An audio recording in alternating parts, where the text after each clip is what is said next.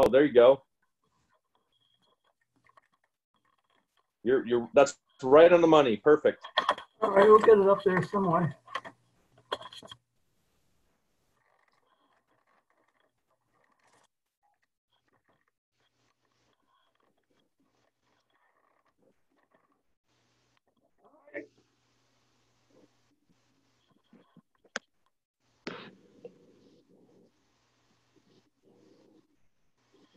Rich, I'll introduce you to Greg, who's on. You can, if you can see him. Greg is now part of the team. He was added as Rob Rule added him as a member on the last. I saw your name.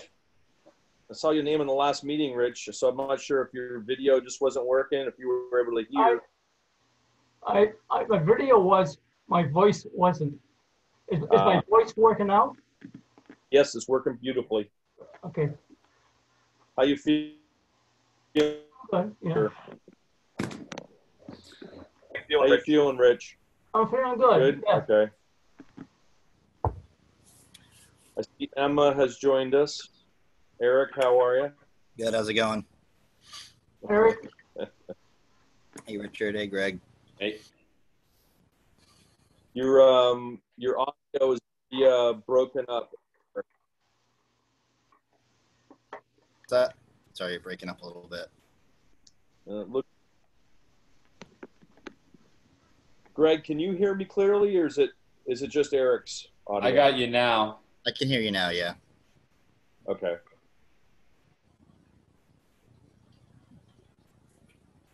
We're just going to wait for Abby to join in.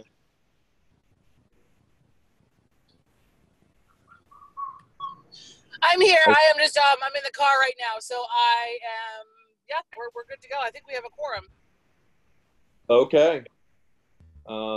So we'll jump on this. There's a 5813 number that is at the bottom of my screen, but it doesn't look like they have any connection. That should be Mark's audio.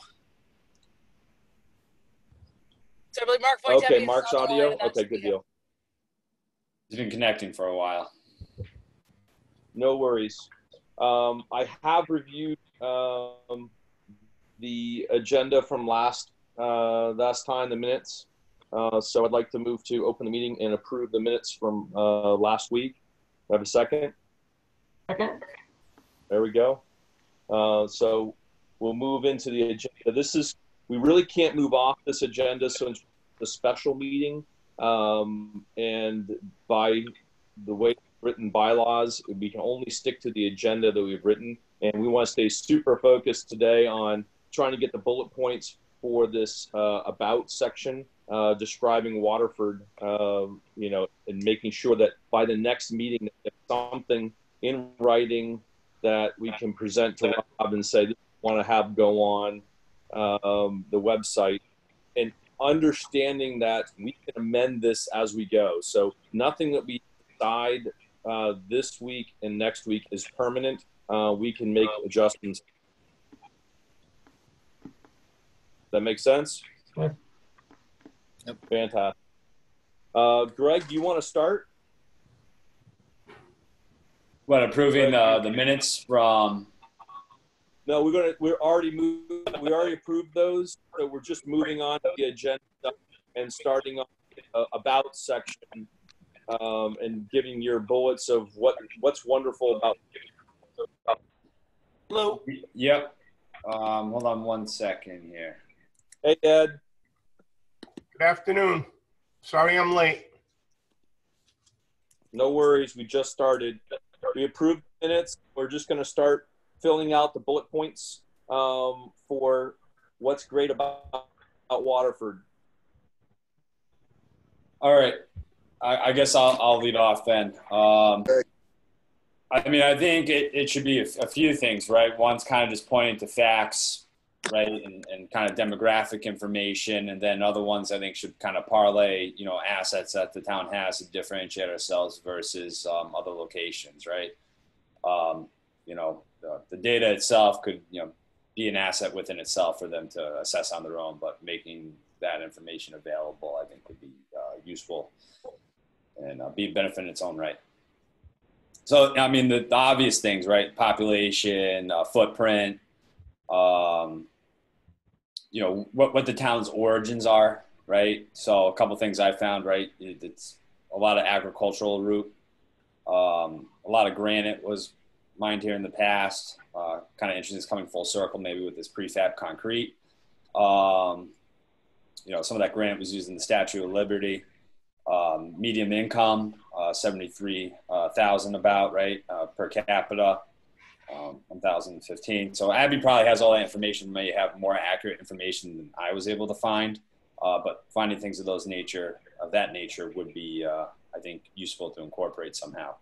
I think the highlights are a lot of the areas, the locations, the neighborhoods within this town, right? So, I mean, it's a little diverse in terms of what the environments are. Like you look at Mago Point, and then the whole Harkness Seaside, Eugene O'Neill area, all the way to, you know, Quaker Hill, Civic Triangle, a lot of abutting properties to New London, 95 corridor, 395 corridor, you know, really focusing on areas that are ripe for development and, you know, the integral assets to each of those specific areas. We can also talk about rail, the Deepwater Port. You know, we have assets in adjacent towns that could be a regional attraction too that we could parlay. You know, what's our access to international airports, things like that, transportation, big economic drivers in the area, such as you know, maybe electric boat. I don't know if, you know, those are things we really want to get into, but again, it talks about the region we're in and the context of which this area fits. You know, local hospital, you have two, I got to be careful about this because I work for one of them, but, you know, we're unique in that we have two internet providers that can provide coax internet service. A lot of people from different areas don't think about that, but I'm going to stay away from that. We have the Coast Guard Academy, a lot of educational institutions. I know a lot of businesses want to consider that. They want to be where the universities are. Not that we have any major universities, but, you know, we do have educational facilities within the area, such as Conn College and Mitchell and Coast Guard Academy. And they're all within 15 miles. You know, we have some cool things being done. I know I mentioned Eugene O'Neill, but you can also parlay Sonolith Studios into that.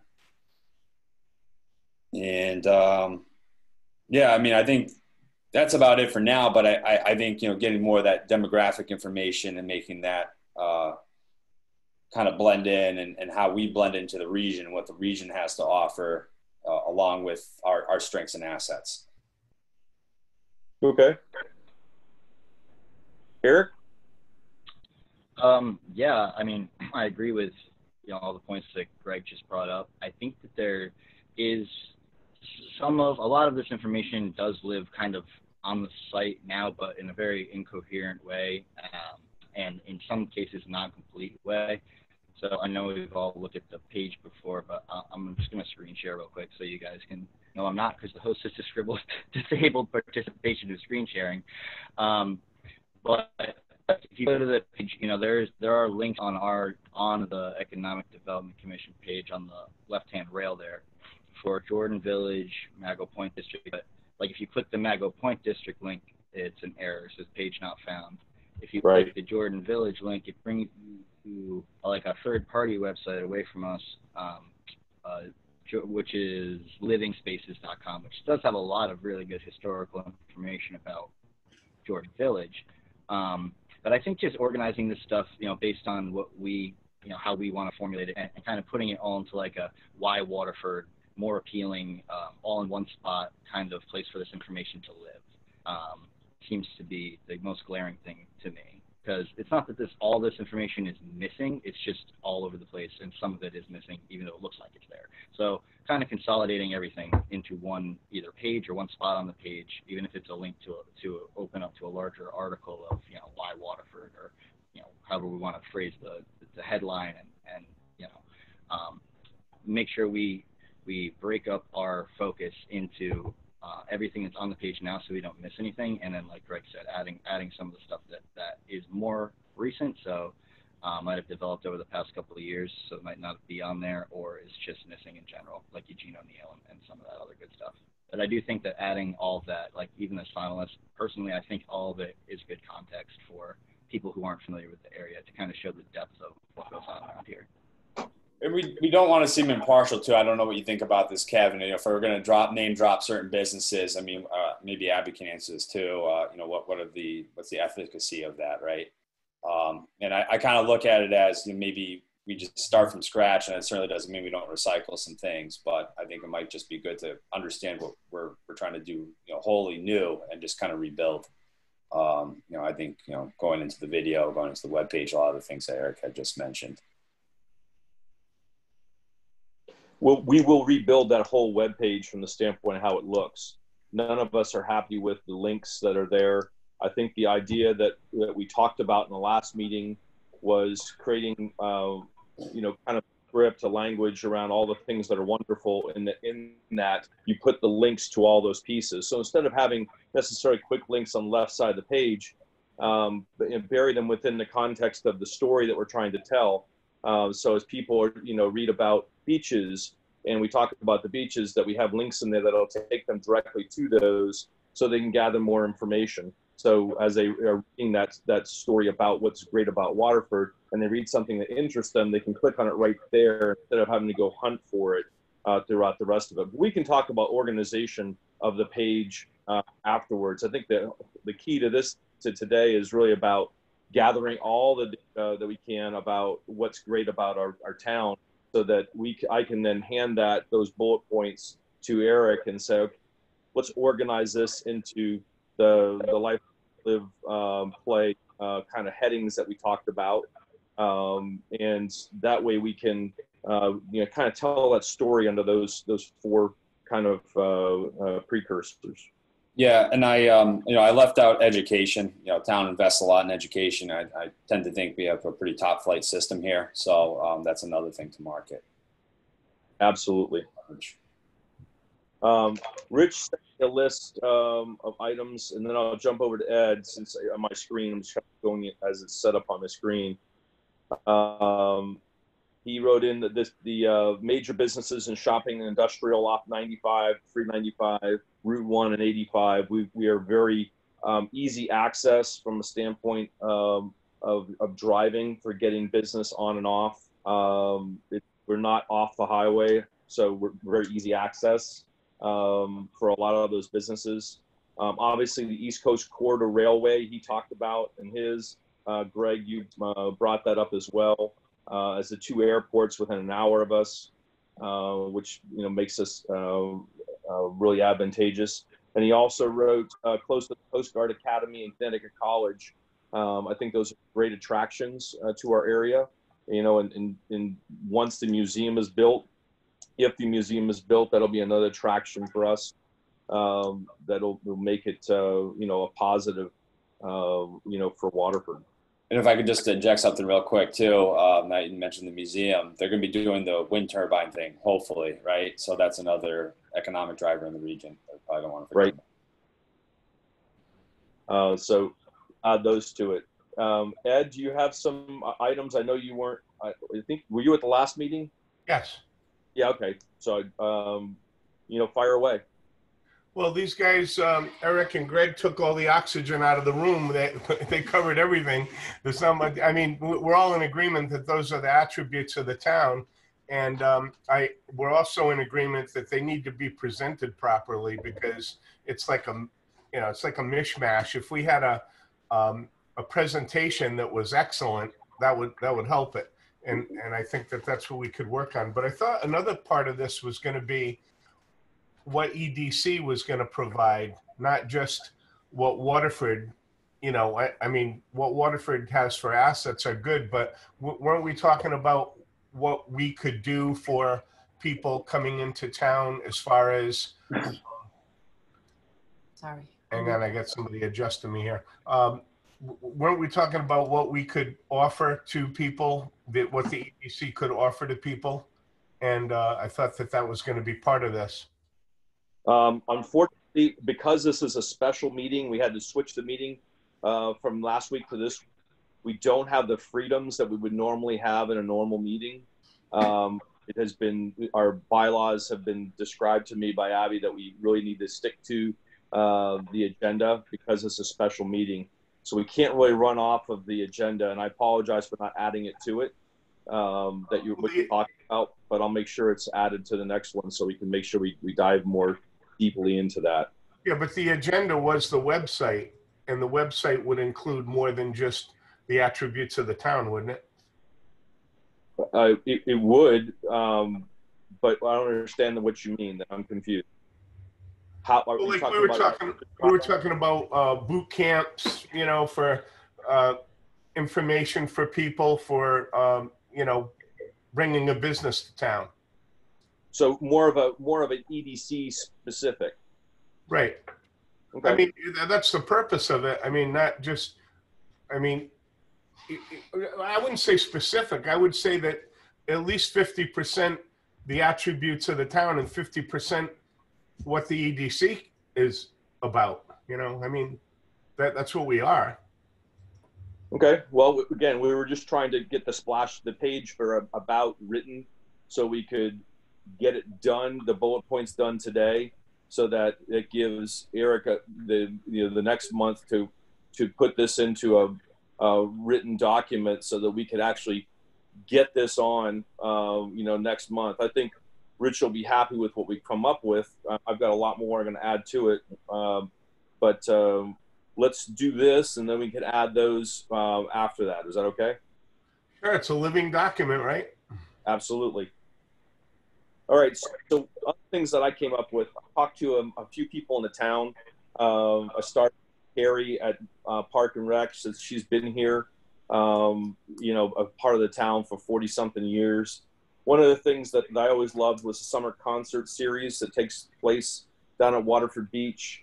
We have concert series that runs June through August there. We sometimes draw as many as 3,000 people. For those events, which is fantastic and very family orientated. We have an October Harvest Festival. We have an end of December, basically New Year's Eve celebration with fireworks, food, and games. The firemen's fairs that we have are very community centric. Whether it's the one down in Goshen that's been going on for 40 or 50 years. Goshen Fire Department, or the one that happens at Oswegatchie that they will either rent out the field at in the old days or next to Walmart for a fair. The fishing that we have is pretty great, and we have a lot of fishing boats that go out of Mago Point. The fishing at Smith Cove and Pleasure Beach, all pretty cheap for people to get fishing licenses. And we can have a link right there so that if someone's saying, oh, they have fishing here, that they could, link right over to it. We have 2 big Christmas tree lightings, one at Quaker Hill, one at Town Hall downtown. We have a fantastic community center, and we've had a community center band that's been going on for more than 50 years, where we have a lot of people who played at the Coast Guard band. And I don't know if any of you guys have been to that, but it's pretty spectacular. A lot of retirees play in our community center band. The intramural sports from lacrosse and softball, baseball, soccer, and wrestling are pretty cool. We also have Interface Food Locker, help people in need in the town, along with Waterford Youth and Family Services. So we kind of have a gamut of not only things that attract us, but want to keep people interested in our town, as well as showing that we're willing to support beyond just the glamour and flash. There's more to it to draw the community together. Greg, you touched on one that I wrote down a little more on. It's the character of the villages. You have Jordan Village. You have all these little character town parts of Waterford that kind of have their own history and their own little nuances around the area. I think that we we can expand on as well. Yeah, industrial park, you know what I mean? That area up north. Yeah, absolutely.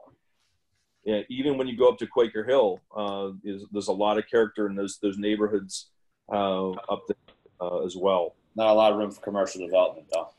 Nope, there isn't. But I think, when we talk about economic development, it's also making sure that our town stays fresh with new residents coming in. All these apartment buildings being built, we want to make sure that those get filled.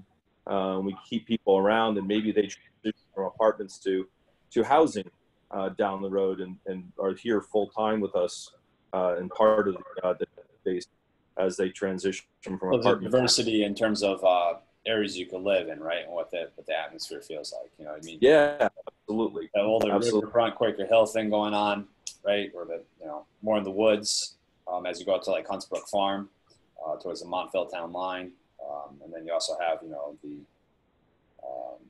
the Goshen area and things like that. So I jotted all these things down now as you guys were talking about them. I was making a list, and I'll add it to this. Is there anything on? Oh yeah, I'm sorry. We have 29 miles of hiking trails in our town, which I didn't know until Carrie told me about. I know a couple trails that are out there, but she started rattling off these different hiking trails around the area here in Waterford that I was totally blown away with. Do you think maybe we should just reach out to the community for them to maybe even tell us what they think is so great about living in Waterford? I mean, maybe there's some things we could be missing that we just didn't even think to obviously think about.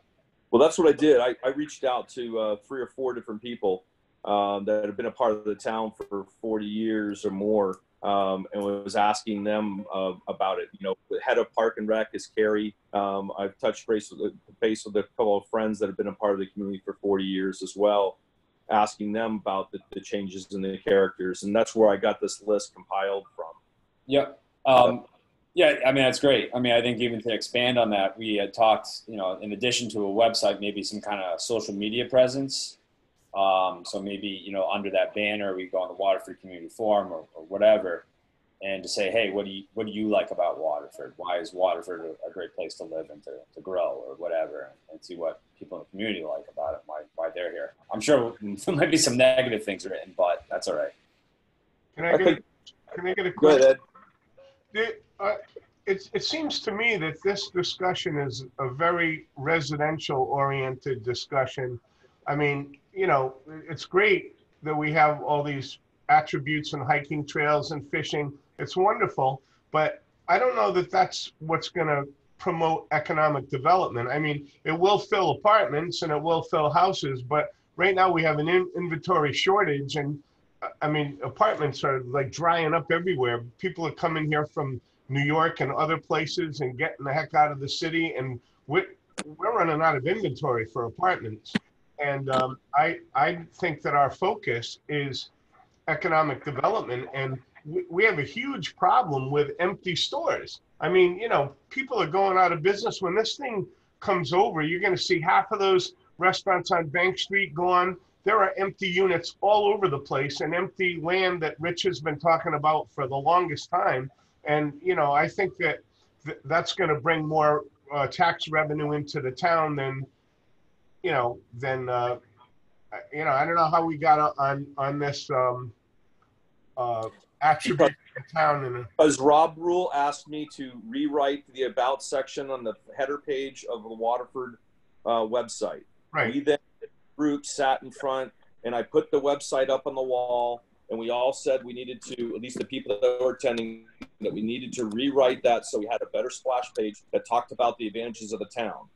So taking these one thing at a time to try to get them done, rather than taking 4 or 5 things and getting very little. We all said we wanted to move forward with this first thing. So we chose this first thing to move forward. I totally agree with you on the economic development, totally. But there's nothing we're going to do right now to change economic development, because right now we're still in the middle of this coronavirus. We don't know what's going to happen tomorrow. And anything we do is going to change because there's going to be more stimulus coming. and other things that'll have far more reach impact than what reaching out that we're going to do to businesses that are probably not going to survive. And I agree with you with that. I don't know that there's much we're going to be able to do because we don't have any money to hand them, and that's what they need right now to kind of sustain themselves. Goodwill and that kind of stuff. We're not going to hand them money, but we do have real estate and property that we can. Is Ruby Tuesdays pulled out of here totally? Ruby Tuesdays is out, but there's discussion about potential occupancy of that building. Yeah, see, that's what we need is to put people in these spots because there's going to be a bunch of them. Speaking from, the Dime Brands, Chili's, and some others that are big outfits from a restaurant standpoint, everybody is holding on to what they have, and there's very little development going on until they know what the new normal is.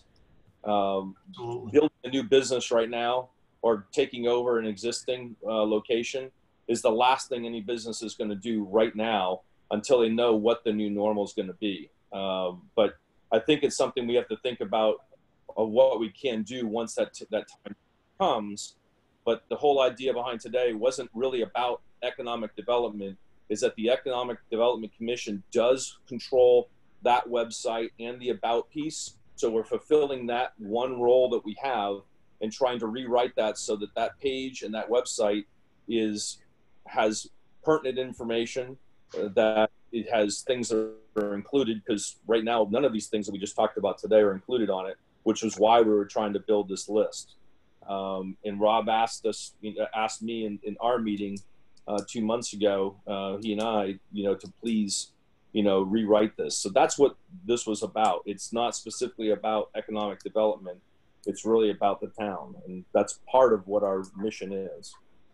But my concern is, what's the purpose of the video that we're going to replace at some point?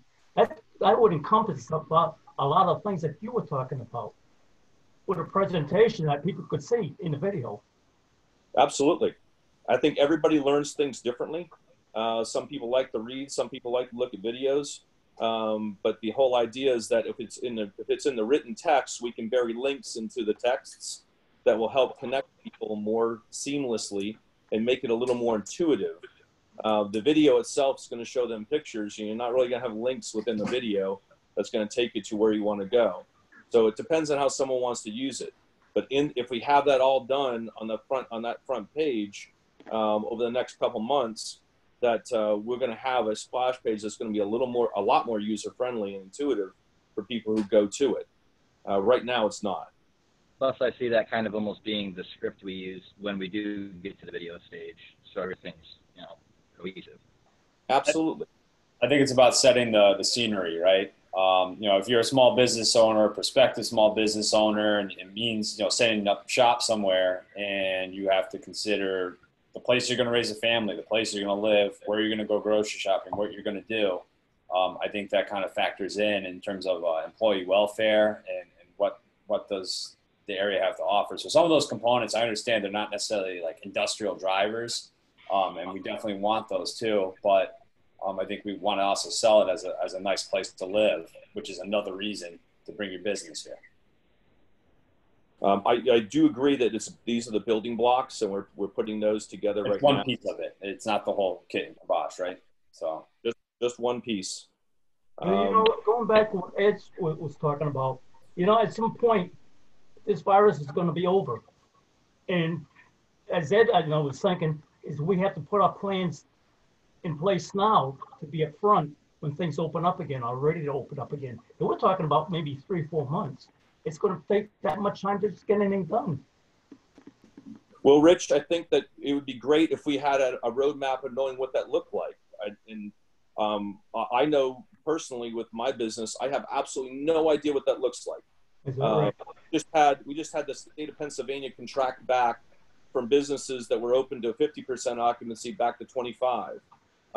You have 4 states that haven't even opened up restaurants yet at this point, or businesses as a whole, and many others, 11 that have contracted back. So we don't know what it's like, and I can't even say to you that 3 or 4 months they're going to be open back up again, because we're back into the fall at this point.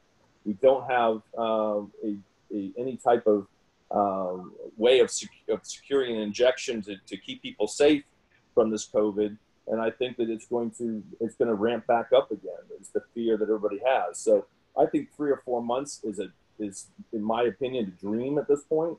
I wish it was going to be like that, but I don't even know what that's going to be. So if you have an idea of what we should be doing 3 or 4 months from now, I'm happy to hear it, but I don't know what that new normal is. I think it's important right now that we get the website ready, because I'm going to stay positive and assume this is going to get behind us, right? Hopefully relatively soon, talking, maybe within a year, hopefully.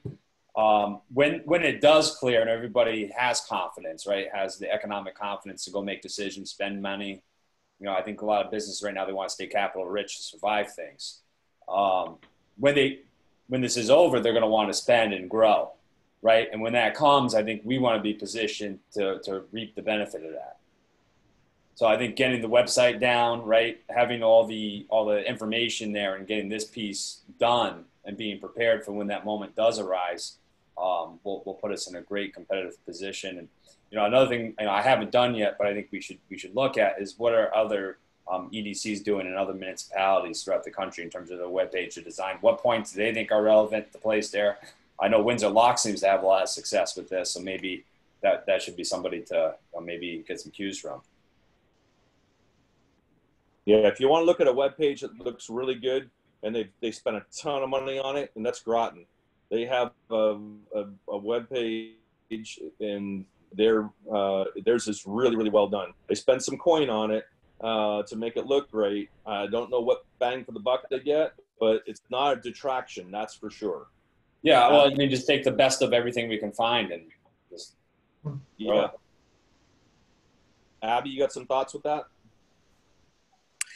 Yeah, I think we're looking at the first impression folks get in the first 2 seconds that they click on something about the town, right? And if on the Google search the town page pops up first, and they click on that homepage and it's just empty, I think we have kind of a problem. I agree. Groton has done a fantastic job. They've put, I would say, $250,000 of stuff into their marketing research, their website development, their market analysis and studies about who they're going to recruit and when and how, plus additional staffing. So there's a ton of work that's gone into that. And I think the question for us is, how much can we kind of piggyback off of and copy, and what makes sense? And then what kind of investments are we asking for over time to help support the work of the EDC? So long story short, I think what we're talking about right now is selling the brand and the feeling of the town, and making sure the identity of the town is clear to somebody who might be looking at this versus other places and saying, okay, let's help make that decision really easy for folks. And we haven't really talked about the infrastructure that we provide, and not having to have a septic system in the state of Connecticut in the suburban area is a pretty darn good thing. I have a septic, so. Others who don't. What are the 2 roads in town? Has Groton ever given you any information, or do they even have any information? Are they doing anything to find out how effective that money has been for them? They've got this beautiful setup, but is there any way to measure the results?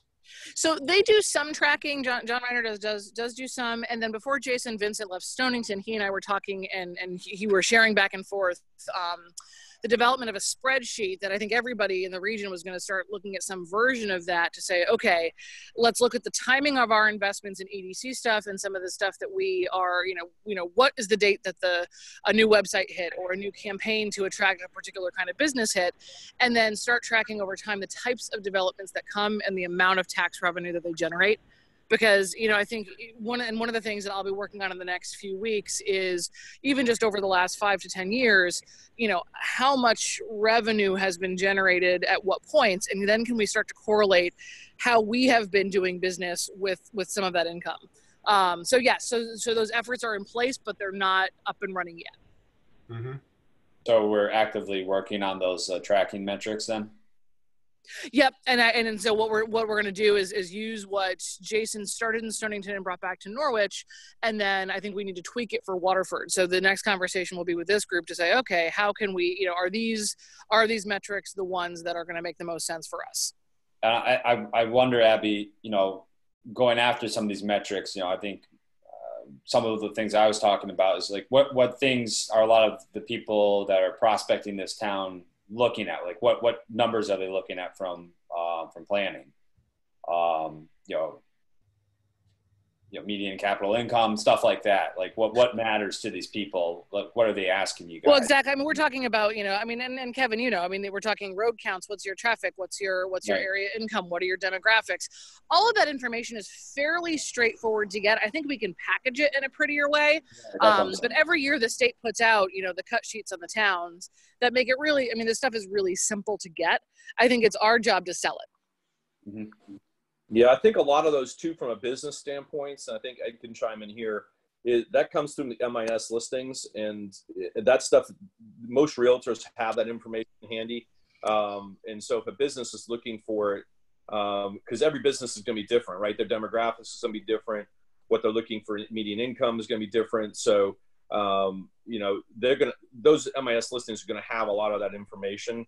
And they don't necessarily businesses come to the town to look for it. So I think we're talking apples and oranges at this point, though both under our purview. We're talking about, introducing ourselves. I'm not sure that is in the about page. That's more on the EDC side, things we can do to kind of promote business.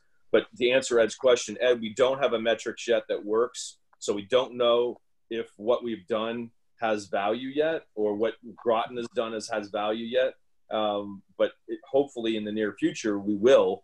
One thing we did know is we were never able to track whether somebody that was in charge of economic development that was a salaried person ever earned income. It was very difficult to track what new business was really truly being brought in. That's the only thing we research on to this point. And I think some of this stuff too, and I know we need to go kind of back to the about piece and kind of how that sort of answering Rob's questions and that crafting of those statements need to come forward. But I think, some of this stuff, we're small enough that some of this stuff is kind of subjective, and it might be better to rely less on the numeric metrics. Certainly track by year how much economic development, what is the bottom line that is being added, and what portion of that might the EDC take credit for, or whatever. But I think that there is also an element of, if we want to get real information about why people are coming here, we got to talk to people who are opening businesses and who have chosen to be here. And I think we'll gain much more information from that at this point than trying to just run it by the numbers. Yeah, that goes back to the whole survey thing, right? Correct me if I'm wrong. You guys tried to do a survey not too long ago, right? Information is not easy to get. Yeah.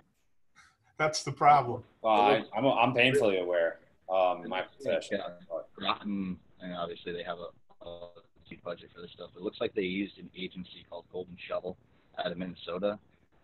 That's from their website. Looks like they specifically work with local economic development commissions around the country.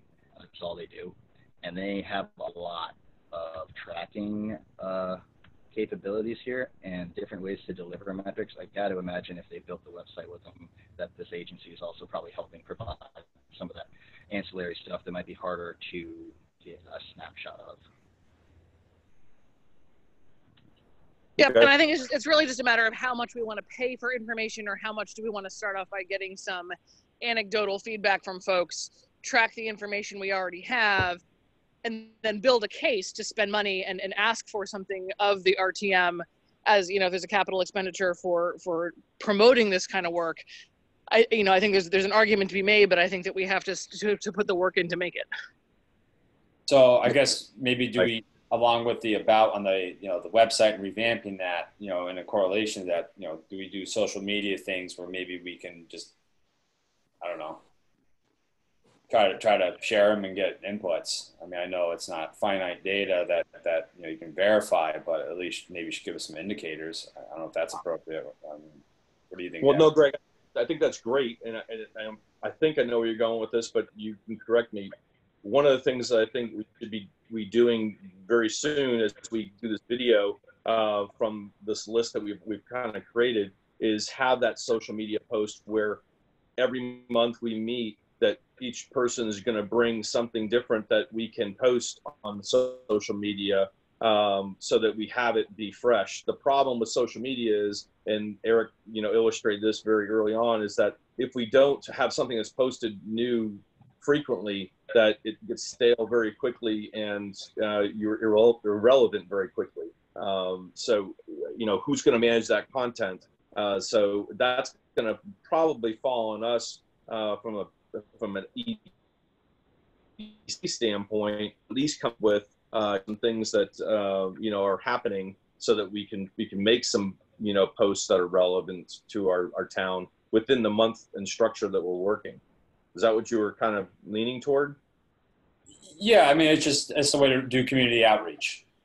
What was kind of the point, right? And so I think it's worth having some kind of a presence and seeing what we get out of it. I mean, even if we start off slow, we can always keep ramping it up, but at least get the ball the ball rolling here. I mean, we have a bunch of about ideas. I think we need to find a way to get it concise and all this somewhere we can agree on, right? And then how do we take that script and then turn it into content, right? And then simultaneously, maybe we should start, maybe releasing some social media posts or something like that as well. Just at least that way we're jumping in a little bit, Right. Yeah. And I think on that's good, Eric.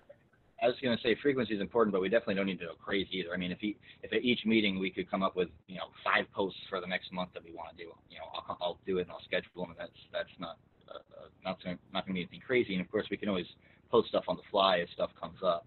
But I mean, you don't have to worry about coming up with a 15 post a month campaign or anything like that. Just enough to keep relevant information in front of people, and so when people, if they do click through from the website to the Facebook page, or just find the Facebook page organically somehow, that it is relevant and up-to-date stuff. I think a lot of the content will be redundant, and it'll be on the website. It'll also be on a social media post, right? You just kind of just build it in and put it in different places so it gets more exposure. But I think you can also this is where we can kind of tie in what Ed and Rich was talking about, is that we can go out and do a social media post from, this location. Hey, we have this great prime property out here. This is Kevin. I'm out on Cross Road, and we're looking at this property that's out here. Bring your business to Waterford. Exactly. Here's this location. And Rich, you've got a real intimate knowledge of a lot of these because you worked so hard on that other database that we could easily institute and incorporate some of those pieces into it.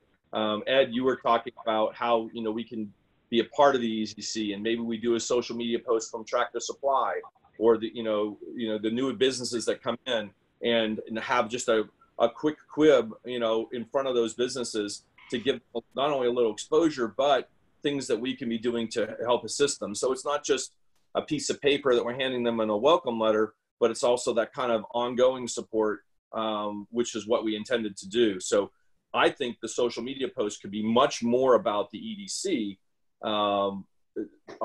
as well. So maybe now that we have a list of the about, which I will now take and put into some bullets under those headings, those 4 headings we talked about, and I'll stop in and Abby, you and I can talk about this offline. I'll stop in next week. We can kind of finalize this. I'll get this over to Eric next week. Maybe what we talk about in the next meeting is what some of those things can be on those social media posts, and we can move quickly into that. I'm fine with doing that. I love the idea of like showcasing the new business, right? Or if some business in town did something pretty exemplary, highlight them, or, we have a certain property that we want to promote, right? And we can have a nice mix. So it's not all just one thing, right? It's kind of a synergy in the process. Coming up with a format, like we want one, new business post, one like on location post, and then, branding and some messaging stuff just about what we do and what's going on. With photos? We're You're touching looking for photos? What's that? Yeah, we can. Oh, we you can gotta have photos. You don't with words. That's one of the reasons I put that list. I categorized all the businesses based on the shopping centers, because my thought in that was to start some kind of media with the shopping centers, you know, as where their locations at. So maybe they could put something together to promote their businesses in that one shopping center. And that could be done also on social media. Yep, I agree. I think that we have a lot of fluidity with that piece. So maybe the things that we can come up with is, you know, some topics that are personal to us that we could have as a somewhat a consistent look at, you know, featuring a business, featuring new property, featuring, you know, those types of things on the social media posts, so that we can have some of that content that we can do every single month, that we can bring 5 or 6 things, as Eric said, that we can post. We could maybe even have like a blurb on the actual web page where it's just redundant from what we posted on social media, and just kind of have it in the piece on the website too. You know what I mean? And you know, I don't know how you actually engineer that, but maybe you can incorporate that. So Eric, Well, I think we've kind of created our homework. Go ahead, Ed. do these photos, could they include a video? Yeah. Okay, so you can post a video, and you got the technology to do any of that. We could do aerial shots with drones. I mean, we can make it look cool. I mean, we can, you know, put some music behind it. We can make it great. We could do whatever. We could be the emotional development commission. Yeah. People feel like they want to be here.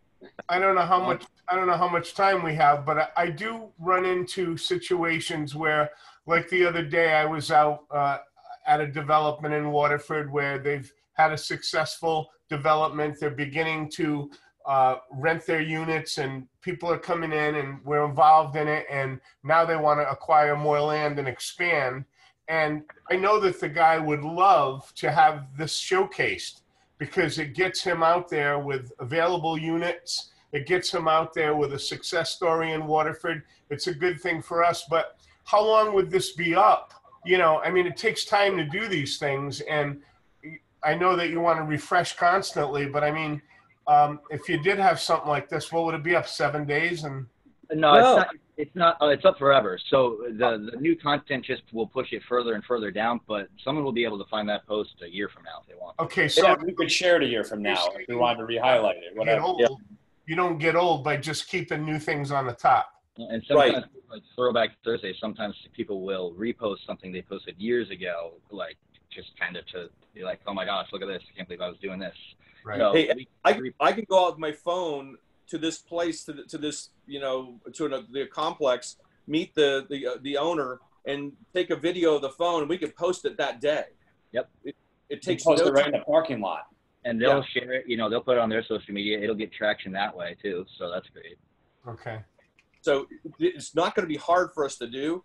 What we want to try to do though is let's have at least some consistent topics, so that people have, you know, we can have some things that are free floating, but there should be a couple things that are in there, you know, featuring the business, featuring, you know, and I'm just kind of talking off the top of my head, but those are the things I think we need to come back to in the next meeting and say, hey, here's what I think we should feature. Here's a couple things we should feature. And if we come up with a couple things, then we can go right out. We can pick those things up, do a quick interview with somebody, and they can talk about their business, and we can stick it up there pretty fast, so that we can get this thing going. The faster we create the behaviors within this group, the faster we're going to get that content up. And we just got to do things, right? And then just learn as we go a little bit, right? Yep. Better at it. You know, this might sound stupid, but do we have a way to know when a new business is like, maybe we could just get alerted? Because I'm not hawking the trade name certificates, but if we could get here, we get alerted right here at this meeting, every single meeting. Abby tells about new businesses that come in. And then we just write down, hey, we got to do content posts on this and that. You know what I mean? Maybe we can reach out to them, even have them send us the content. We just make sure it's appropriate, and then we can put it out, right? Absolutely. And that's the first contact point to get some idea of why they wanted to locate in Waterford. That's the start of that information coming in. Yep. And we'll learn as we go. That'd be great, actually, if in that post we could say they came to Waterford because of this, you know what I mean? And then, you know, highlight their business or whatever. Are we all good with moving forward with that? Sounds good. Excellent. So we've got our about topics. I'll put that together. I'll, you know, kind of polish it a little bit with Abby, at least from the standpoint of bullets. Get it over to you, Eric. We can have a conversation about it if you want. You're going to have kind of a lot of free license to do what you need to do with this from the standpoint of wording. And we'll stick it in front of Rob, who will, be pleased that we've moved forward. And anybody new that has information, we just kind of add to this document and continue it to grow from there. The next meeting, we'll talk about the social media posts and topics that we're going to have. And I think every meeting from here on in, we should talk about things we want to feature. And we'll go out and do a quick, phone video and get it done. I guess at some point, someone's going to have to take point on just building the, all these things. Sounds like Eric's quarterbacking the website, right? There is a Facebook page that already exists. So I think Jim built it, maybe. Yeah, we did, yes. We should have a LinkedIn too. So we would just have to have whoever give me administrative access to the page, and I can do it. And I spoke to Jim last week. He's very interested to get involved in that area that we're talking about. Cool.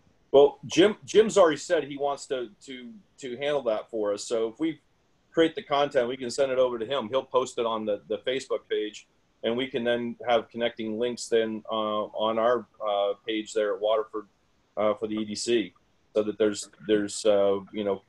good content to move forward with. He worked on an EDC page also, the website. He took a good part of that with Kathy in the selectman's office. Great. All right. Anything else? Is Ivan still with us? He has not stepped away. I don't know. I have not talked to him. I'll shoot him another email and see if he replies. But he has not replied to my emails at this point. I'm not sure what's going on with Ivan. Yeah, I haven't seen him in like 3 meetings.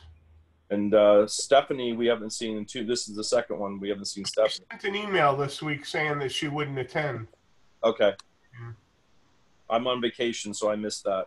We're going to move past the calendar because I could not get a hold of Nancy. I know that the commercial realtors are not meeting at this point, so we haven't missed anything. We haven't missed out on anything, but we're still going to move forward with trying to hold a meeting with the commercial realtors in Waterford, with Rob, with Mark, with Abby, and us to reintroduce ourselves to them. So we're still going to move forward with that, but obviously we have to have the ability to do that safely. And right now, people are still pretty concerned about their health and well-being, and they should be. So that's going to stay on the agenda. I'll continue to update you as start to hopefully loosen up here in the future. Abby, you got anything under permitting? Sorry, Abby, I was battling the phone for unmuting. Yep. So we have a few things. We were talking about the 22 Minor Lane apartments. Those are continuing to come forward and finalize with their certificates of occupancy. The Planning and Zoning Commission did give an initial favorable sort of reaction to their thoughts on the rezoning needs that they have for the expansion that they want to do. So that's fantastic. They've been happy with the development so far, and are certainly on board with them putting an application in for the next phase. So that's great news.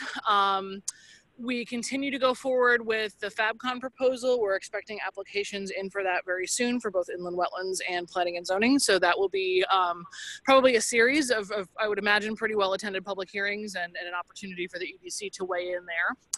On Monday night, yep, go ahead. With the FabCon meetings, do we have dates on those so that we can all attend? Not yet, no. They haven't formally applied yet. So once they do, we'll make sure you're aware of when those hearings are. Great, because we want to all attend and support that and do what we can to get us move forward smoothly. Mm-hmm.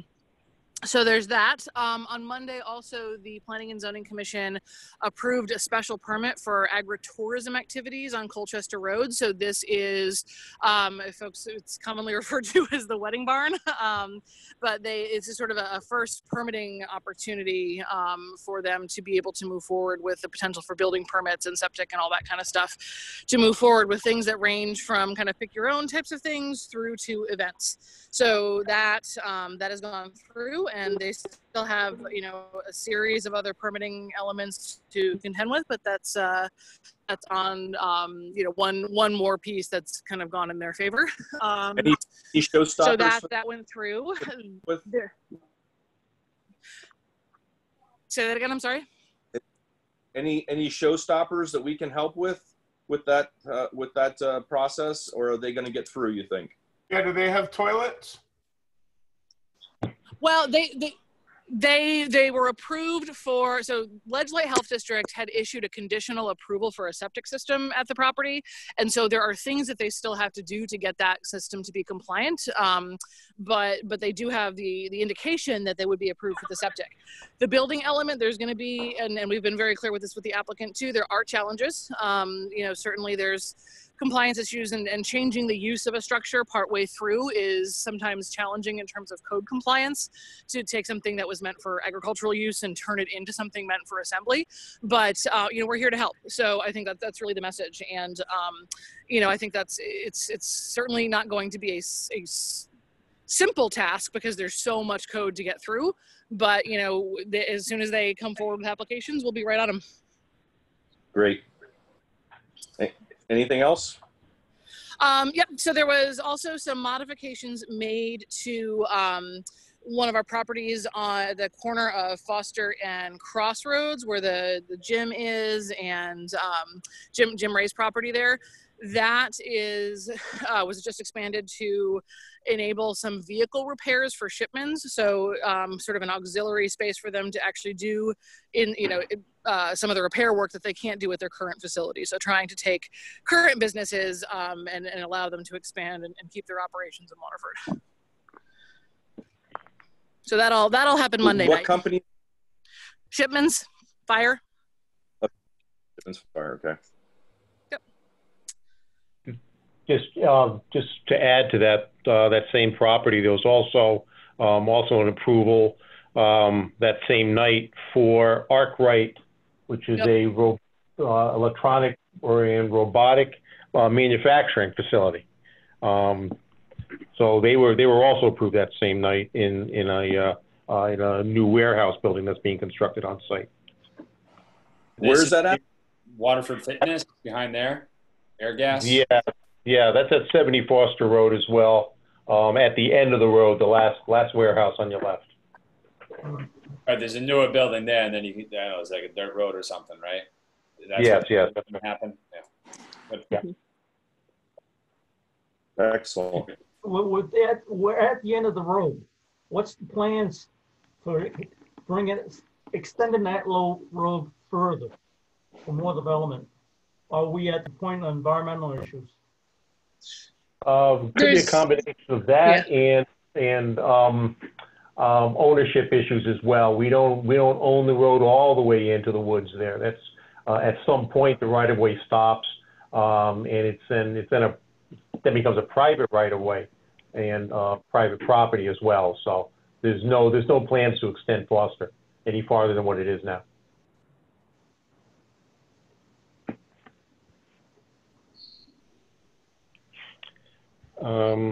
Anything else, Abby? I think that's really the bulk of what has gone on so far. I think some of the things that we're looking at in the near term, we have another group that's coming in for the next meeting to talk to the Planning and Zoning Commission about future uses for the Ruby Tuesday site. So that'll be coming forward, and they just want to run some scenarios by them for that. And then we're also starting to think through what happens when the governor's executive orders expire relative to outdoor dining. We've already adopted the food truck piece. We've already adopted some modifications to our alcohol separation stuff. So we have some things that are supportive of folks being flexible with the way that they do business. But one of the things that would be expiring potentially in the fall would be that the ability to take up parking lot area and that kind of stuff for outdoor dining.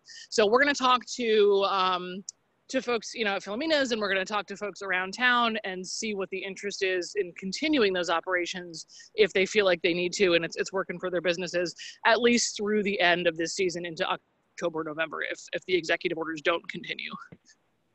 Abby, what's the business that's showing interest in the Ruby Tuesdays location? Mark, you've been talking to him more, but the rumor I heard was potentially Chick-fil-A. Mark, is that accurate still? That was one of the options that was presented. Really, what their focus is on right now is to present to the commission a scenario where they might consider allowing drive-through service at restaurants in that zone district. Currently, drive-throughs are not permitted in that zone, and the zone being pretty much Waterford Commons. And so what's being proposed is right now just an informal discussion with the Planning and Zoning Commission to see how receptive they would be to lift that restriction and to allow drive-throughs at, in that zone district. How receptive are we to lifting that restriction? Exactly. Yeah, we might. I mean, certainly drive-throughs are allowed in every other commercial district in town. Good. So, the special development district, which is where where Waterford Commons is right now. When that was first developed, there was a kind of an ideal concept of being a lifestyle center. Okay, like you would find at Evergreen Walk, places like that, to be a little bit more pedestrian friendly, going from store to store in that realm, and to keep the fast food joints out. And so what's being presented now is what this COVID-19 is highlighting, is that these restaurants that don't have this ability to offer drive-through service are suffering more so than those, than just a brick and mortar that have the drive-through.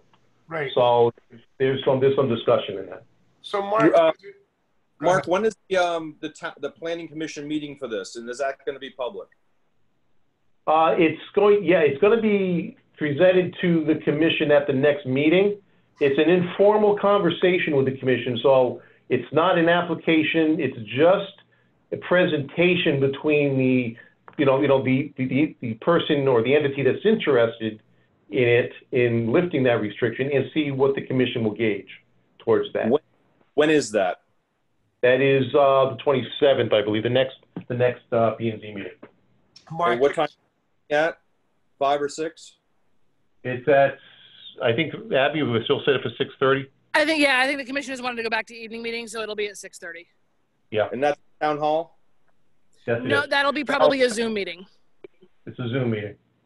Can you make sure that we're invited to that so that we can show them some support? Absolutely. Thank you.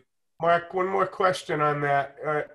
Does it have to be where they allow it throughout that entire complex, or because that is so close to the road, could it just be a situation where they allow a drive-through there and not go through an act of Congress that, Mike's sub shop is never going to have a drive-through there. I mean, he's sandwiched in. Cold Stone Creamery is never going to have a drive-through. So, that place lends itself to having a drive-through very easily. And it's freestanding. Right. Yeah, right. It's freestanding, which is why. The idea, what would happen potentially is if the commission lifts that restriction, it would apply to any property within that zone district. Right, but it wouldn't be feasible as a train for anybody. They're just not located so they could have drive-through. That's about the only building in that complex. Right. Yeah, right. So it's going to depend on the building. It's going to depend on the queue length that they can provide for for waiting vehicles, so on and so forth. So that part is site specific. First step they got to get through is whether or not it's even allowed in the first place. Yeah. Well, and if there's any challenges to what may be allowed, if folks are nervous about enabling something in other buildings and don't want to go through the dimensional arguments now, they could just say, drive-throughs in standalone buildings and single occupant buildings or something to that effect. Or they could certainly dial it down in what's allowed in the district and make it work. Absolutely. Well, Panera Bread could put in a drive-through because they're on an end. There are places that could do it, but that Ruby Tuesdays is probably the best suited. Freestanding building. Well, we'll definitely show our support. and I appreciate you inviting us to that Zoom meeting. Good. And it's nice to hear your voice, Mark. We've missed you. Thanks. It took me a while to dial in here. I don't know what was going on. Abby, we have any bills that we have to pay? Nope. As usual, because we don't spend any money. Correct. So, and we can't do any other business because of the special meeting we have and the restrictions. So I think we're at our end at this point. We've got marching orders, our social media posts for the next meeting. We will have this bullet points put together into some fancy language courtesy of Eric. And thank you, Eric, again, for allowing us to volunteer you as a group. So the quorum did pick you, and you have no choices on this. So thanks a lot for handling that part of it. And we'll continue to move forward. What's that? You know, one thing we didn't add when we're putting the about things in, because it looks like we're working into what the town provides, and we should be including, you know, the gas, water, internet connections. If you're going to include all those things, those would be, you know, things that people would be interested in, who's interested in located in this area. Wi-Fi internet access, got it. Yeah. Thank you, Rich. Writing it down now. Okay. Then I move to adjourn our meeting. Have a second? Second. There we go. Folks, thanks so much for joining us for this special meeting, and we'll see you next month. Thank you. Bye. Okay. Take care. Bye, everyone. Bye.